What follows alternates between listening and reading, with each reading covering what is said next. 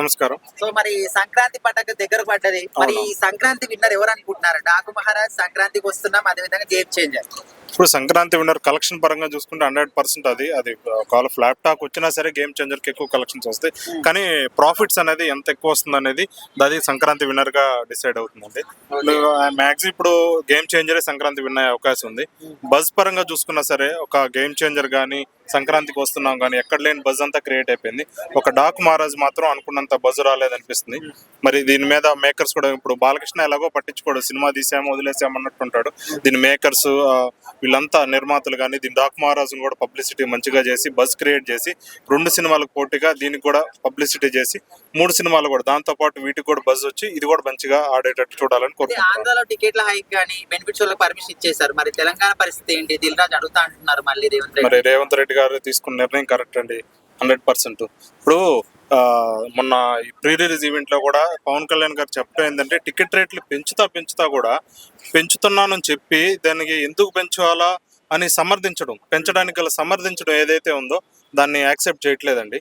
అంటే మేము పెంచుతున్నాం టికెట్ రేట్లు, ఎందుకు పెంచుతున్నాం అన్నాడు, బడ్జెట్లు పెరుగుతున్నాయి అన్నాడు. బడ్జెట్ అంటే ఏంది? నథింగ్ బట్ మీ రెమ్యునరేషనే కదా. మీ జీతాలు పెంచుకుంటున్నారు. మీ జీతాలు ఎక్కడి నుంచి పెంచుకుంటున్నారు? ప్రజల జేబులోంచి 150 రూపాయలు కలెక్ట్ చేయాల్సింది 350 కలెక్ట్ చేసి మీ జీతాలు పెంచుకుంటున్నారు.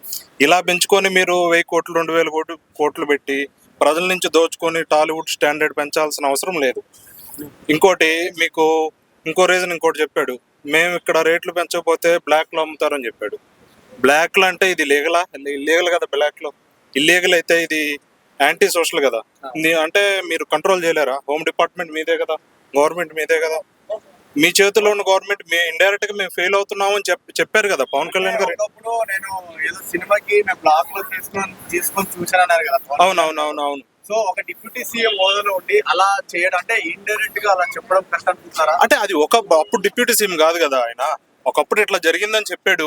ఇప్పుడు అంటే ఇండైరెక్ట్ గా ఆయన చెప్పడం ఏంది, ఇప్పుడు మేము కానీ ఇప్పుడు అమ్మకపోతే టికెట్ రేట్లు ఎక్కువ పెంచకపోతే దీన్ని ఇంకొకరు థర్డ్ పార్టీ వాళ్ళు బ్లాక్ లో అమ్ముతారు, ఎక్కువ రేట్లు పెట్టుకుంటారు, దాని ద్వారా ఇండస్ట్రీకి ఏం రూపాయి రాదు అని చెప్పాడు. ఇండైరెక్ట్ గా దాన్ని చెప్పంటే బ్లాక్ మార్కెట్ కంట్రోల్ మేము చేయలేకపోతున్నామని ఇండైరెక్ట్ గా చెప్పినట్టే కదా. అంటే హోమ్ డిపార్ట్మెంట్ ఫెయిల్ అవుతాము అని ఇండైరెక్ట్ గా చెప్పినట్టే కదా. అది కరెక్ట్ సంకేతం కాదు. మీరు పెంచడానికి గల రీజన్ అయితే కరెక్ట్ రీజన్ అనేది పవన్ కళ్యాణ్ దగ్గర నుంచి మేము ఎక్స్పెక్ట్ చేయలేదు. ఇటువంటి రీజన్ అయితే ఎక్స్పెక్ట్ చేయలేదు.